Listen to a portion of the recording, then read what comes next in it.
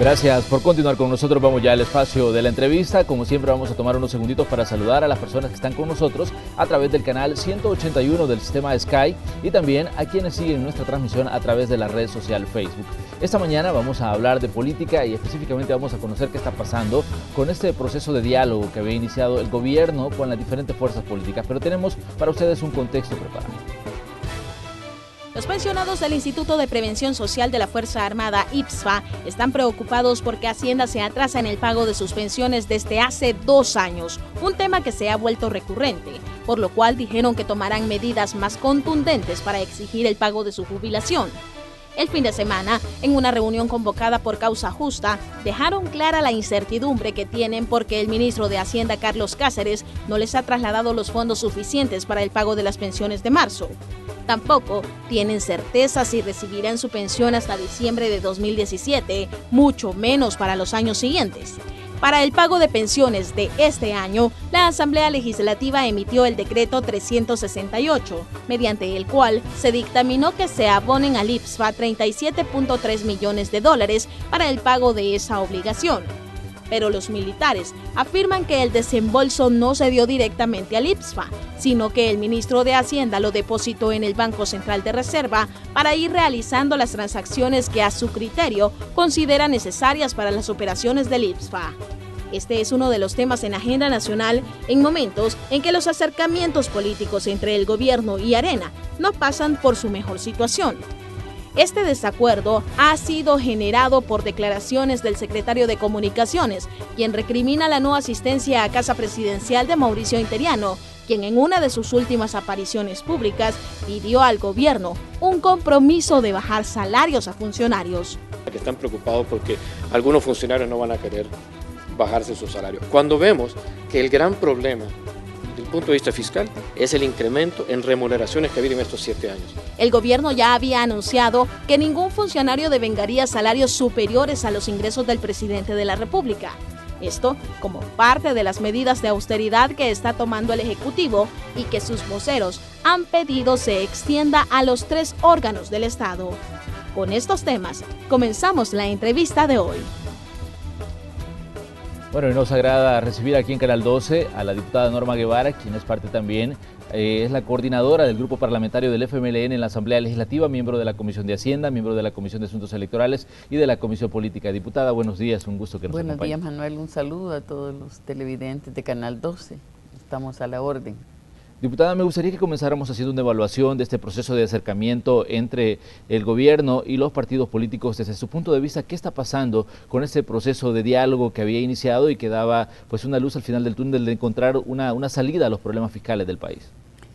Bueno, los problemas del país son de distinto tipo, son problemas estructurales y requieren de la participación activa de todos los sectores. Yo creo que el gobierno, el presidente Sánchez Serén, ha mostrado una capacidad de involucrar a los distintos sectores en la conclusión de temas. El tema de seguridad, por ejemplo, que hoy tiene un camino muy claro, es producto de un trabajo en el cual sectores privados, iglesias, ONGs, partidos políticos y gobierno crearon la base con el Plan El Salvador Seguro. En materia ambiental hay una mesa de sustentabilidad ambiental que ha producido y está activa. En materia de educación hay un Plan Nacional de Educación. O sea, el país y el presidente en estos años ha mostrado su voluntad de involucrar a los sectores y está pronto a abrirse paso en medio de estas noticias que no son necesariamente, no lo ven todo, pero estamos a punto de llegar a un acuerdo de medidas que ayuden a impulsar el desarrollo del café. Entonces, por un lado nosotros encontramos un mensaje oficial de negarse, pero por el otro debemos registrar para ser objetivos que hay avances y avances importantes. Por supuesto, los desacuerdos pueden ser muchos y eso es lo que da razón al diálogo, porque el diálogo no tiene otro sentido sino poner sobre la mesa los enfoques de distintos actores y buscar el punto común que más le beneficia al país. El presidente está empeñado en eso y la respuesta en el ámbito estrictamente partidario, la respuesta de los partidos esencialmente es positiva, con excepción de Arena, que tiene sus altos y sus bajos, pero nosotros, como esto es una necesidad, vamos a seguir insistiendo. Y yo creo que vale la pena poner de relieve que hay también acuerdos, no solo desacuerdos, porque pareciera que la tónica informativa es para apostarle cae un pedazo del cielo, ¿verdad? Se cae un pedazo del cielo, el pollito asustado. No se trata de eso, no son fáciles los problemas, pero no son fáciles de resolver, pero el diálogo es un camino. Y en el caso del FMLN y el presidente Salvador Sánchez Serén, tiene una ruta clara de que es un mecanismo valedero, y esto no niega la diversidad de opiniones, ni siquiera las contradicciones o los distintos enfoques. Pero el Partido Arena decía el fin de semana que para ellos no existen condiciones para dialogar en este momento, aunque al mismo tiempo ellos presentaban un adelanto del que podría ser el acuerdo para reactivar la caficultura. Exactamente, entonces yo creo de que vale la pena que los medios se distancien de un enfoque estrictamente partidista que busca resaltar el rechazo, la diferencia con el gobierno por fines estrictamente, posiblemente electorales.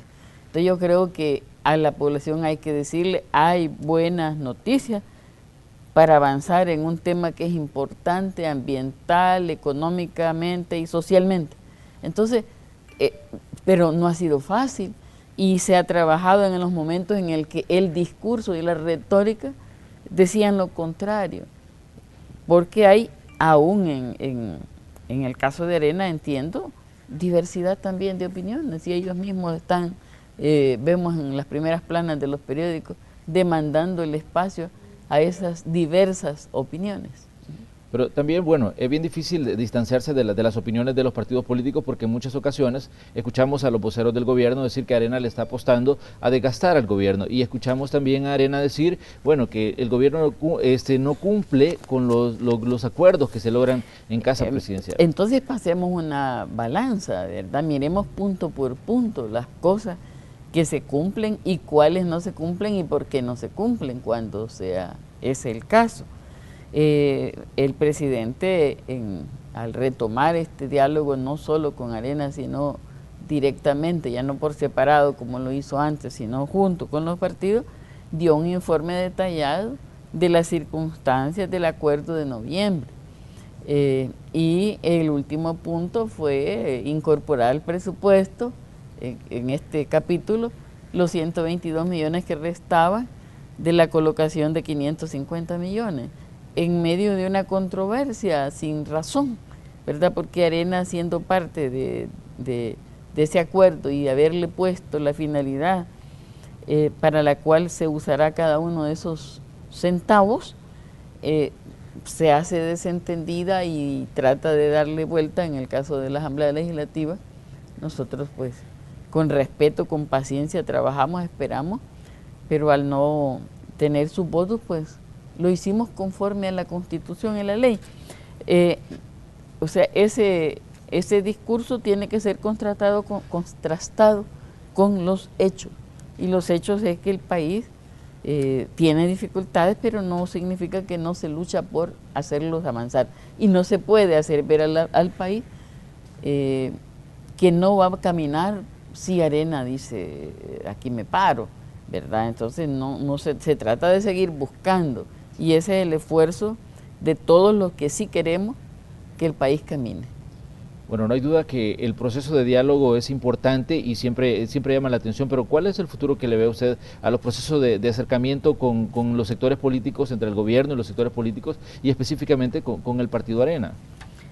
Bueno, yo creo que va a ser de encuentros y desencuentros como ha sido toda la vida. Habrá puntos en los que nos podamos poner de acuerdo y habrá puntos en los que no. Eso es natural porque representamos intereses diferentes. Para el FMLN, por ejemplo, uno de sus intereses es mantener una política social que permita llevar a los sectores más necesitados servicios de salud, agua, que la energía sea accesible para ellos. Entonces, buscar el relanzamiento de la actividad económica y buscar también mostrar eso. En cambio, mientras se crece, mientras se da oportunidades como las que hace poco el presidente anunció con ANDA, para que las construcciones tengan la factibilidad, y eso tiene una promesa importante de muchos, más de 100.000 empleos en 4 años, que son buenos acuerdos. Esto pasa a la página 40 y si se sigue diciendo en la primera no hay acuerdo, no hay esperanza. Entonces, porque conviene alimentar la desesperanza en la gente. Entonces, ese esquema a nosotros no nos parece, pero sabemos que existe y en medio de él tenemos que seguir trabajando. Existe porque hay coincidencia entre quienes a veces, con el perdón, son al mismo tiempo parte de arena y propietarios de medios, y les interesa mantener ese alineamiento. A nosotros nos interesa el trabajo en el campo, el trabajo con los sectores, y en esto nos vamos a enfocar. Diputada, usted es miembro de la Comisión de Hacienda y, bueno, parte de las tomadoras de decisiones, de las diputadas que están tomando decisiones en la Asamblea Legislativa. ¿Cómo ve la situación de los pensionados del ITFA que, bueno, ya están preocupados porque dicen de que temen quedarse sin recibir su beneficio? Son aproximadamente 22.000 personas. La nota que introdujo este programa es ilustrativa de lo que he dicho antes. Fíjese que dice que les preocupa que el ministro no les transfiera el dinero. Pero hay que ir al origen de este problema. El ITFA no es una empresa pública no financiera, y el ministro de Hacienda y el gobierno deben velar por las finanzas del sector público no financiero. Y el ITFA es una instancia estatal creada bajo el supuesto de que se sostiene a sí misma, tiene su ley propia, tiene su sistema propio y no contempla transferencias presupuestarias. Ahora, sin embargo, bajo el gobierno del FMLN, cuando el desequilibrio de esa institución es tan serio que amenaza el cumplimiento de esa pensión para los retirados, ha sido el gobierno del FMLN el que ha salido. Si no, busquemos en los gobiernos antecedentes cuándo hubo un presupuesto o un préstamo para atender las necesidades de los pensionados de la Fuerza Armada. Solo bajo nuestro gobierno y bajo acuerdos legislativos que le dieron soporte. Pero el ministro no puede transferir así porque hay una regulación, y quien supervisa y vigila al ITFA es la Superintendencia del Sistema Financiero, porque es una institución de naturaleza financiera que tiene el supuesto de que con las cotizaciones se ahorra lo suficiente para pagar las pensiones. Está probado que ese supuesto con el que surgió se ha rebasado, no se puede cumplir. Y hoy hay una subcomisión en la Comisión de Hacienda que está estudiando una reforma al sistema de pensiones con participación de los señores, tanto los pensionados como los que van a pensionarse. Hay una subcomisión de la cual nosotros somos parte, estamos interesados en que se encuentre una solución. Creo que en el seno de la Fuerza Armada hay una voluntad, hay claridad del problema, y sin duda debemos llegar pronto a una solución para una fase más larga de este problema.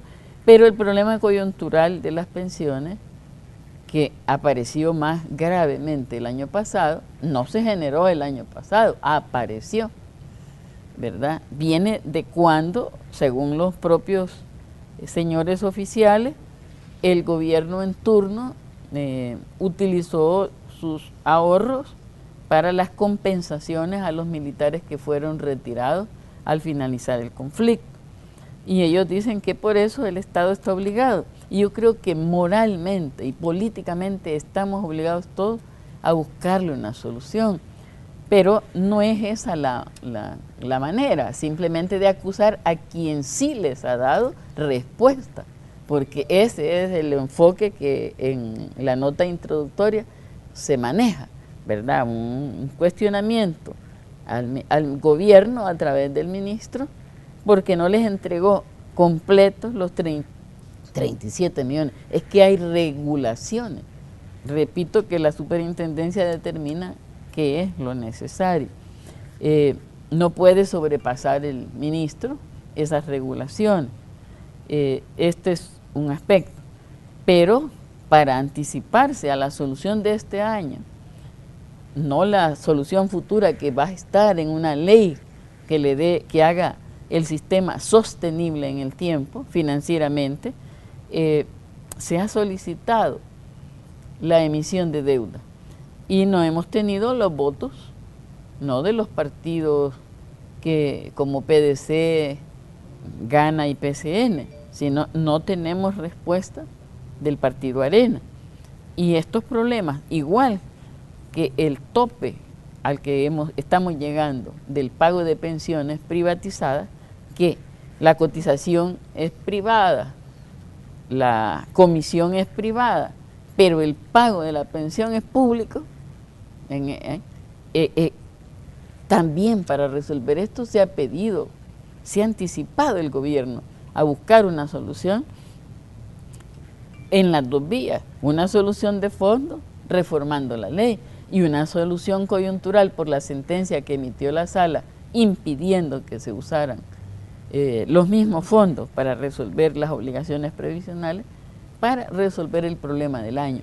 Ambos temas están en la mesa de la Asamblea Legislativa, en la Comisión de Hacienda, no tenemos respuesta y repito, aunque escuchemos altisonancias en las respuestas, seguiremos tocando la puerta de quien tiene la posibilidad de contribuir y la obligación política y moral de contribuir con sus votos a resolver estos problemas que no aparecieron el año pasado, no vienen de los gobiernos del FMLN, no fueron creados con votos del FMLN, pero que existen. Son problemas reales a los que hay que buscarle solución entre todos. En la Comisión de Hacienda hay una petición de 282 millones para resolver parte del problema de los pensioneros del ITFA y lo de la deuda previsional. La deuda previsional. Entonces, sí. Pero ¿cómo ve usted en este momento la discusión de esos 282 millones de dólares en bonos? ¿Considera usted que hay condiciones para que se logre un acuerdo en la Comisión de Hacienda? Mire, lo principal es que el problema está planteado, la solicitud está hecha. Cuando un problema se resuelve, mire, aquí hay varios actores. Y yo creo que cuando Arena votó por los 550 millones en noviembre, no es que lo hiciera del todo con un gran deseo, sino que no solo los diputados, sino otros miembros de su partido tuvieron alguna intervención. Y en este caso, nosotros esperamos que principalmente los afectados también toquen la puerta de quienes tienen el deber moral y político de resolver dificultades generadas hace tiempo con decisiones que no fueron totalmente acertadas. Entonces nosotros insistiremos. Lo importante es que hay un planteamiento de cómo resolver. Y el momento en que se resuelva mire, hasta que una plenaria termina, uno se siente satisfecho. En esta posición en la que usted me tiene como diputada, coordinando un grupo importante de compañeros, nunca uno puede apostar, darse certeza. Lo que puede dar es la certeza de no soltar la batalla para lograr lo que los distintos sectores de nuestro país necesitan como respuesta del Estado, de sus instituciones y de sus funcionarios. Vamos a hacer una pequeña pausa comercial y ya regresamos con más de la conversación que estamos sosteniendo esta mañana aquí en el espacio de la entrevista de Hechos AM con la diputada Norma Guevara. Ya volvemos. Gracias por continuar con nosotros. Esta mañana estamos conversando con la diputada Norma Guevara, coordinadora del grupo parlamentario del partido FMLN en la Asamblea Legislativa, también miembro de la Comisión de Hacienda, Comisión de Asuntos Electorales y de la Comisión Política. Estamos hablando sobre diversos temas que forman parte de la agenda de país. Me interesa, diputada, que me dé su punto de vista sobre un tema que introdujo el presidente de la República en uno de los últimos festivales del Buen Vivir en los que participó. Él hablaba de la necesidad de crear un impuesto para artículos de lujo. Me gustaría conocer su opinión como diputada y también como parte de la Comisión de Hacienda de la Asamblea Legislativa. Pues nosotros somos coincidentes con ese enfoque. Creemos que no vale la pena, no hay que esforzarse en eso, en buscar incrementar tributos que tienen un sentido generalizado y que terminan cayendo su peso en la mayoría, en las capas medias y en la gente pobre. Pero sí vale la pena, por los índices de desigualdad medidos e investigados científicamente, darse cuenta que hay sectores pequeños que tienen la capacidad de compra, de ahorro, de inversión más alto y que proporcionalmente pagan menos, proporcionalmente, que el resto. Entonces este tipo de tributos es el que sí favorecemos porque tenemos la responsabilidad firmada por todos de buscar que se compense, se estabilicen las finanzas hacia el futuro, dejando una base más sólida que no tuvimos nosotros, que agarramos este gobierno en el peor momento de la crisis, no solo interna, estructural, sino internacional, de dejar una base firme lo más pronto, de sentarla lo más pronto posible a las siguientes generaciones, que dé estabilidad. Y eso pasa porque el sistema tributario tenga una condición de progresividad, quiere decir que paguen más quienes tienen más. Y esa es una vía, es una de las vías, la que el presidente mencionó. Hay proyectos en la Asamblea que duermen ahí, esperan votos. El predial de lujo, que lo quiso establecer justamente el presidente Mauricio Funes, y que no alcanzó los respaldos suficientes para convertirse en ley. Entonces, este tipo de medidas son necesarias para que, unido a las medidas de ahorro que ya anunció el presidente y que se han tomado, existan también las posibilidades de mejorar los ingresos. ¿Se tiene un estudio autorial de cómo impactaría las finanzas del Estado un impuesto de este tipo? Pues cada tipo de impuestos tiene un prorrateo y depende de cómo se apruebe. O sea, si usted, recuerdo que el propuesto por el presidente Funes era que los que ganan o digamos si hablamos de los bienes como el predial de lujo, que el que tiene una propiedad de hasta 350 no paga nada, el otro, si alguien tiene una propiedad de 400,000, que serán escasos, entonces paga la diferencia, o sea, tiene la libertad de los 350 y paga el 1% de los restantes 50,000. Si eso es así, depende de cómo se establece en una ley, así es lo que produce.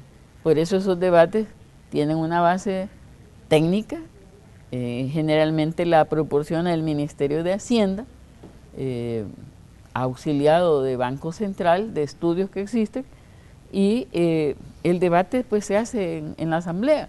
Hay tributos que han sido establecidos como más por justicia y que le gusta a los amigos que denigran al gobierno y que se desvelan por desestabilizar económicamente su gestión, que dicen hay 20 impuestos.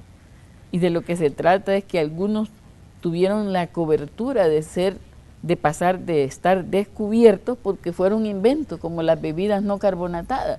Pero usted se va a la página del Ministerio de Hacienda y ve cuánto pagan las bebidas no carbonatadas a partir del 2012 que se les estableció ese tributo usted va a encontrar que es algo poco significativo y que antes estuvieron totalmente exentos. ¿Por qué? Porque la ley no decía, decía únicamente bebida gaseosa, carbonatada. Entonces, corregir esos defectos se convierte a veces en una medida de justicia, porque no puede ser que simplemente busquen el escape en los modelos productivos de bienes para escaparse del tributo. Entonces, ¿cómo les alcanza para que todos los que producen y tienen una actividad económica contribuyan a atender las necesidades del Estado? Eso nos lleva a veces a ese tipo de reforma. Pero después se habla y se dice 20 impuestos, o modificar lo que ya estaba, la cerveza, el licor, el cigarro, modificar la tasa, eso es nuevo impuesto. A la hora de crear ese escenario de escándalo público, de decir que hay derroche, cuando ellos saben lo que significa pagar una deuda, que en estos 8 años ya van más de 8.000 millones en deuda pagada, que es deuda heredada, y de lo cual no se habla frecuentemente. ¿Insistirían ustedes en continuar, digamos, con proyectos que están en estudio en la Asamblea Legislativa también? Sí, tenemos ahí el cobro coactivo, así se le sintetiza, pero es una ley para tener medidas administrativas para el cobro de las deudas al Estado, que no lleven por el calvario heredado de un sistema legal que hace que venza el tiempo en procesos judiciales y administrativos largos, para que el contribuyente se escape y termine no pagando los tributos al Estado. Entonces, corregir eso es una ley que nos ayudó a trabajarla el BID, USAID, expertos, y que tiene una base constitucional bien fundada en la capacidad del Estado de establecer y cobrar tributos, y también de experiencias de otros países que tienen estas medidas. Diputada Guevara, ¿usted está de acuerdo en que se castigue con cárcel a quien no paga sus obligaciones con el fisco? Esperamos, claro que sí, y estamos esperando que la Comisión de Legislación y Puntos Constitucionales del 2010 tiene ahí una iniciativa, después la actualizamos esa iniciativa y nos sentimos orgullosos porque en el Código Penal hay ley para que no haya castigo, hay ley para cubrir la apariencia, pero impide que esa ley se convierta en una sanción penal a quienes claramente eluden el pago de sus tributos. En cambio, la propuesta que está siendo analizada abarca todos los tributos de la hacienda pública y también la hacienda municipal, porque los municipios, igual que el Estado, en el nivel central, requieren de medidas que impidan a quienes hacen actividad económica cumplir sus tributos. Hay que darle facilidad al municipio y al Estado para que quienes deliberadamente no cumplen con sus obligaciones puedan tener una sanción penal, incluida la cárcel. El presidente en uno de sus últimos discursos decía que se busca asfixiar su administración económicamente y decía y llevarlo obligadamente a recortar programas sociales. ¿Ustedes lo ven así? Es obvio desde hace tiempo. Mire, desde que todos los gobiernos de Arena tuvieron el impuesto de las llamadas del exterior. Pero cuando gobierna el FMLN hay que quitarlo. Nosotros buscamos cómo darle respuesta a las personas que son accidentadas y que sufren un accidente y que nadie responde por ellas y su familia, y establecimos el FONAT. Y mire, de inmediato nos lo quitaron, pero nos dejaron el gasto. A veces preguntan en qué se gasta. Nos dejaron la obligación de dar la compensación a las personas que se accidentan o a las familias de los que mueren en accidente, que cada vez son más, pero nos quitaron el ingreso en la sala. Establecimos que las empresas que declaran pérdidas pero están permanentemente activas puedan tener una manera de tributar. En dos ocasiones nos fue quitada. Y en la segunda usamos a la hora de legislar los mismos criterios que la sala había establecido y nos lo quitaron. O sea, impuesto por impuesto se va buscando despojar, y yo desearía que los policías, los soldados, los agentes que custodian los centros penales y la obra preventiva de seguridad no vaya a ser sancionada porque hay amenazas de que la contribución especial para la seguridad que dan los grandes contribuyentes o cuando usamos el teléfono está ahí amenazada. Quiera Dios que no llegue a tanto la sala de dejar sin ese apoyo a miles de soldados y policías, porque de ahí se les está atendiendo ahora una especie de sobresueldo con un bono. Con esas se están haciendo inversiones importantes para que las audiencias sean virtuales y no haya que invertir policías trasladando reos a una audiencia, sino que más bien estén abocados a atender la seguridad de todos. Esas son medidas muy importantes y ojalá no vayan a ser amenazadas. Ya ni decir, Manuel, los 900 millones que fueron quitados, y no solo los 900 millones, sino de paso violentado la soberanía popular que había electo a 84 diputados propietarios y también su respectivo suplente, como manda la Constitución, y para justificar semejante zarpazo a la hacienda pública y a las posibilidades de ejecución financiera del gobierno, hubo que hacer como matar dos pájaros de un tiro por la sala y quitar los 900 millones y apartar a los diputados de una vez.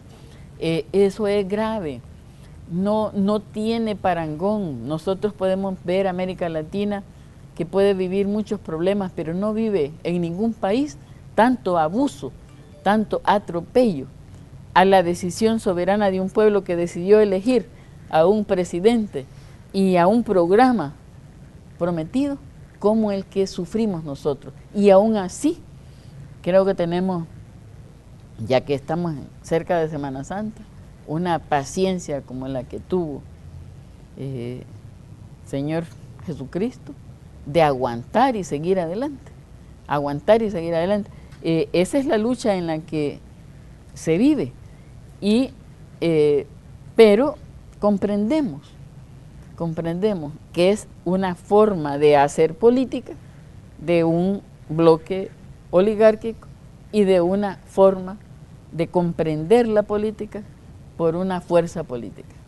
Me gustaría también conocer su opinión, diputada Guevara, sobre otras situaciones que están ocurriendo y que también forman parte de la discusión que se tiene, digamos, por lo menos a nivel político. Lo que está pasando con las declaraciones que daba el fiscal general de la República, donde él hablaba de la posibilidad de pedir incluso una comisión de lucha contra la impunidad, una CICIES en el caso salvadoreño. ¿Qué piensan ustedes como FMLN y como grupo parlamentario sobre ese tipo de situaciones? Incluso el presidente del Partido de Arena, Mauricio Interiano, decía el fin de semana que también ellos ven necesario que en el país funcione una CICIES, una comisión de lucha contra la impunidad similar a la que tuvo Guatemala con la CICIC. Pues hay que preguntar cómo está Guatemala. Hay que ir a preguntarle a los guatemaltecos si se sienten contentos. Tal vez no lo dicen en público, pero cuando platican no están tan contentos. Pero yo sí creo que debemos estar contentos de ir poniendo en pie nuestras instituciones, dándoles la fortaleza. Nosotros impulsamos reformas al Tribunal de Ética Gubernamental de las que nos sentimos satisfechos. Nosotros aprobamos una ley de acceso a la información pública de la que nos sentimos satisfechos, aunque a veces pues se pase la mano en algunas decisiones, pero esencialmente es una medida correcta. Nos sentimos contentos de que nuestro gobierno haya creado una Secretaría Anticorrupción y Transparencia, de Participación Ciudadana, de que estemos dándole impulso a la mayor participación de la gente en la vigilancia de lo que hacen o hacemos los funcionarios públicos. Todo esto es un cambio gradual, pero sostenido y que tiene una base, es ir fortaleciendo nuestras instituciones. Miremos 20 años atrás, miremos siquiera 10 años atrás, nada de esto existía. La independencia de órganos, que vale decir respeto del presidente a las funciones de otros funcionarios, apareció con el FMLN en el gobierno. Antes, pues las Cortes Supremas, las fiscalías o las Cortes de Cuentas, lo que hacían es todo parejo, nada está mal.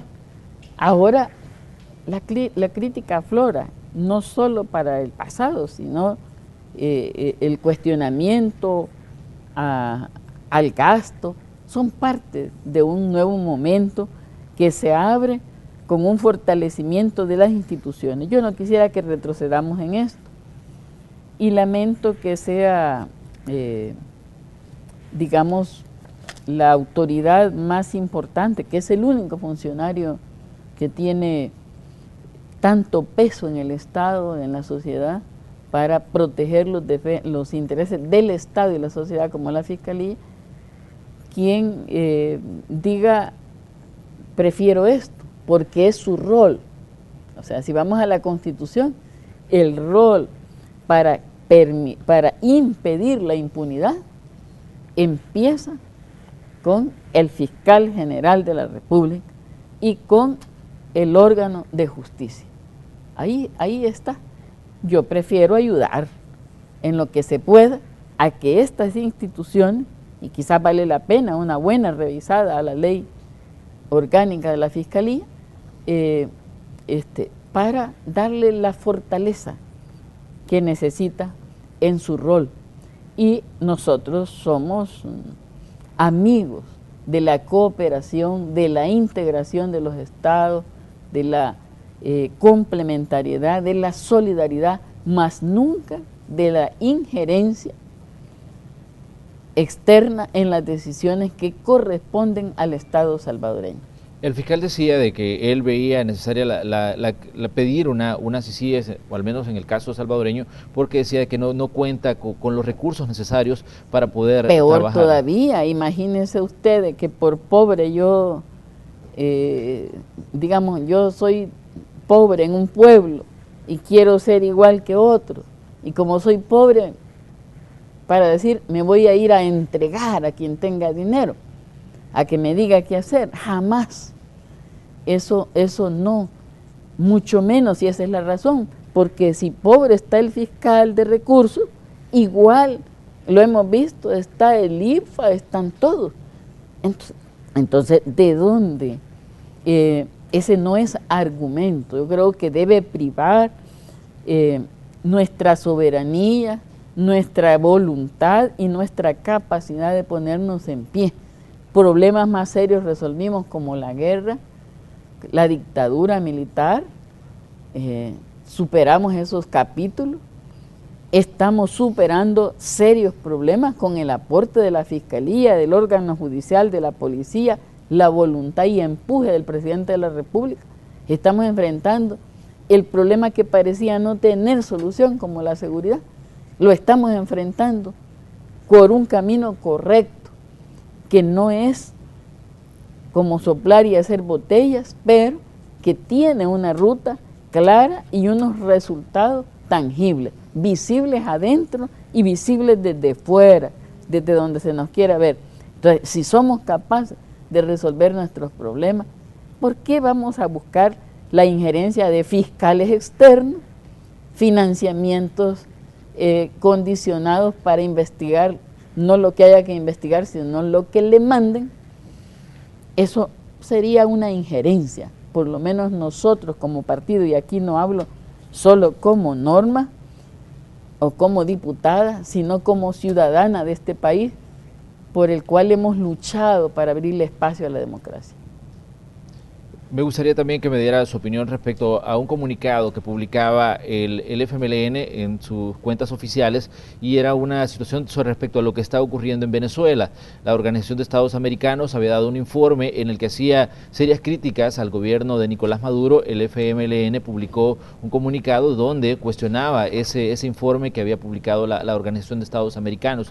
Me gustaría que me diera su valoración respecto a esta situación, al comunicado y a lo que está pasando entre OEA y Venezuela.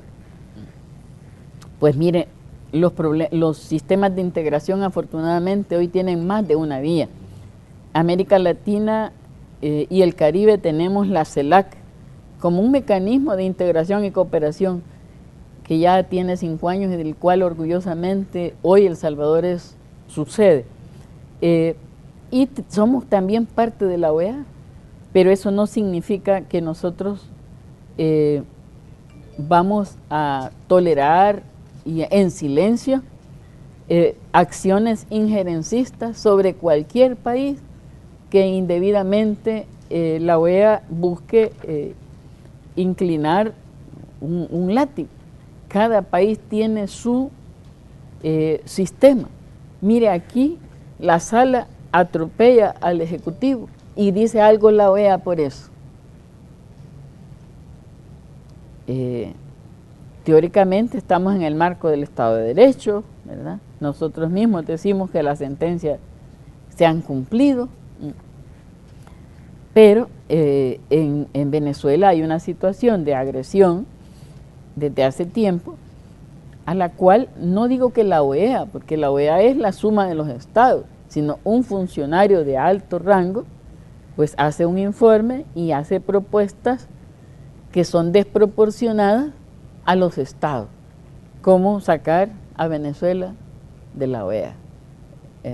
Luis Almagro decía en su documento que está pidiendo, bueno, elecciones anticipadas para Venezuela, y que se libere a presos, decía en el caso de Leopoldo López. Mire, nosotros tuvimos miles de presos y usted vio a la OEA decir algo. Yo recuerdo cuando fui a tocar las puertas de la Embajada de Estados Unidos, estoy hablando de año 1980, 79, cuando teníamos los primeros 30 maestros presos, para pedir que en Bolivia, donde se iba a reunir la OEA, la Comisión Interamericana, siquiera emitiera un comunicado de condena. Entonces, no es cierto que así reacciona la OEA. Esto tiene otros trasfondos injerencistas, agresivos contra Venezuela, porque tiene un proceso soberano de revolución, de transformación de su Estado, de su sociedad. Entonces nosotros no aplaudimos eso y más bien señalamos como una medida injerencista, indebida, que no aprobamos. Y no se trata de que no somos parte de la OEA como partido, pero tenemos una opinión que dar como partido. Los estados sabrán en la OEA qué hacer frente a ese informe.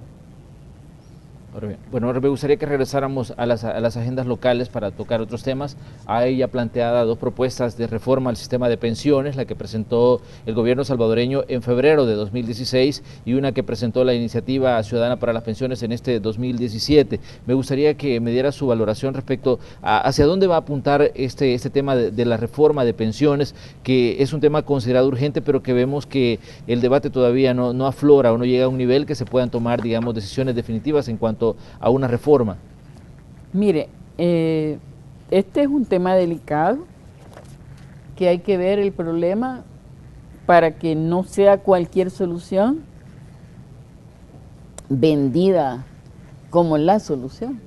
El problema es que hay un costo financiero del Estado para el cual no hay un ingreso, porque así lo dejó la reforma, bueno, el cambio total, la privatización de las pensiones en 1996. 20 años después se prueba lo que en aquel momento dijimos, que el sistema privatizado iba a ser una amenaza para los trabajadores. Hoy hay que resolver eso. Y la solución es que el Estado tenga, la empresa privada tiene el 20% de la cotización de los trabajadores. Es grande. y el Estado no tiene con qué hacer frente, ni a la deuda ya acumulada, ni a las obligaciones futuras. Ese es el problema central, y en la propuesta presentada por el sector privado hay cosas coincidentes con las que tiene la propuesta presentada por el gobierno el año pasado, pero no en todo. Este punto no tiene respuesta allí. Entonces tenemos que buscar, analizar ambas propuestas, y en las cosas que sean coincidentes, ojalá tengamos ese acercamiento, pero debe, ante todo, una reforma resolver el financiamiento público que hoy damos a las pensiones que no tienen fuentes de financiamiento, porque así lo dejaron los gobiernos de Arena en el 96 del siglo pasado, en el 2006 del presente siglo, y en reformas que se han venido haciendo. Entonces nosotros buscaremos que cualquier reforma resuelva el problema central.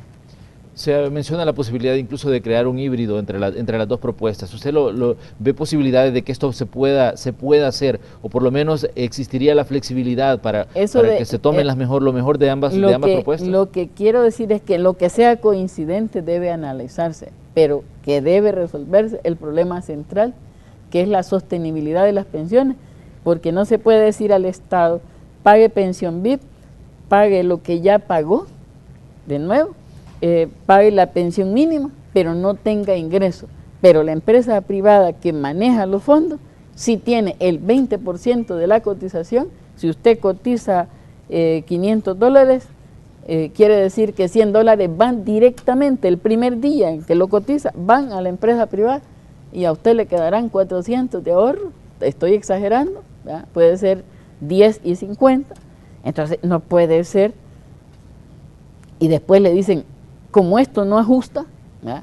Mi ganancia ya la aparté, pero como esto no ajusta para las pensiones, fondo público, deme cientos de miles de millones de dólares, 24.000 millones, para pagar estas obligaciones.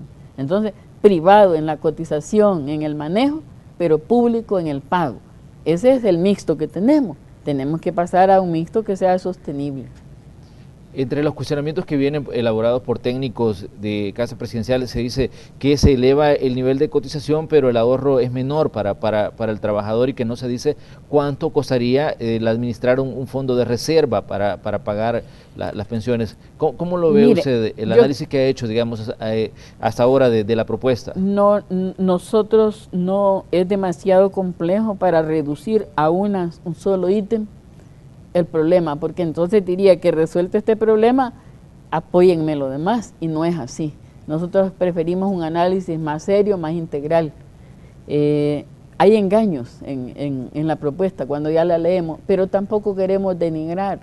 Hemos dicho y reiterar de que merece respeto, que la vamos a tratar en la comisión, pero no significa que ahí está la solución al problema de pensiones. Pueden haber soluciones temporales, aparentes, pero nosotros preferimos un análisis más de fondo, y estamos en favor de que la Comisión de Hacienda se siente completa a analizar esas propuestas, ambas propuestas, y analizar el problema, porque la solución no es solo con un modelo de propuesta, sino resolviendo el problema original del Estado salvadoreño, que hace que el que no tiene empleo, el que no tiene cotización, le paga a una minoría que sí es la que está afiliada y logra una pensión.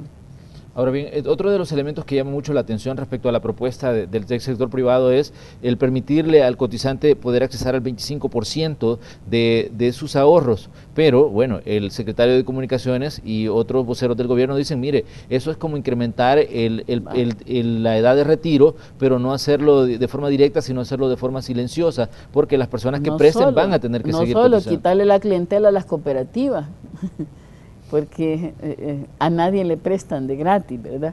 Y las cooperativas se suponen que le prestan con menos garantías, con determinada comodidad.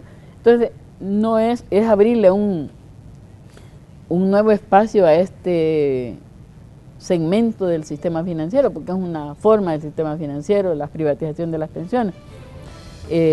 Nosotros preferimos, Manuel, no detenernos uno por uno, sino hacer un análisis global. Si le dicen, si ya usted me prestó dinero y no lo ha terminado de pagar, aunque tenga la edad no puede jubilarse.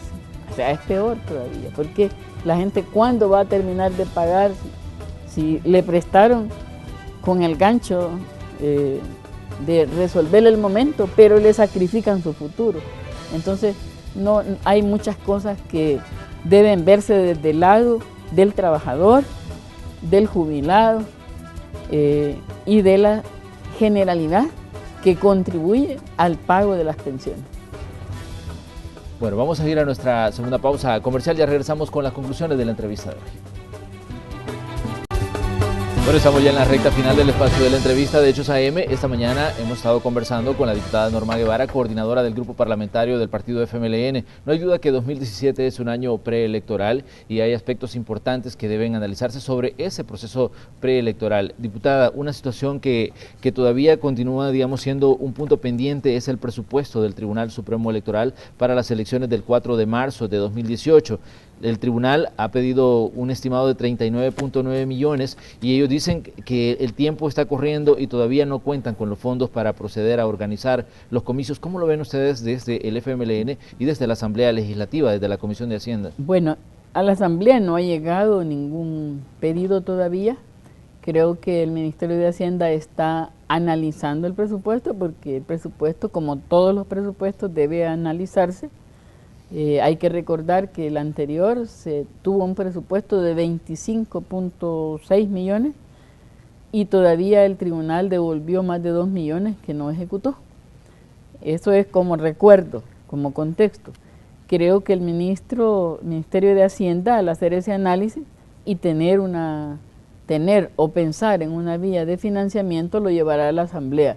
En ese momento amerita urgencia total, porque ya estamos a menos de un año de las elecciones y hay actividades obligadas que el tribunal debe hacer. Nosotros somos conscientes de eso, pero estos dos pasos faltan: buscarle la fuente de financiamiento y hacer el ajuste que el ministro hace con base a la ejecución, porque la ejecución presupuestaria, Manuel, y aprovecho esto para decir que el jueves pasado se entregó el informe de la ejecución presupuestaria, la gestión financiera del Estado.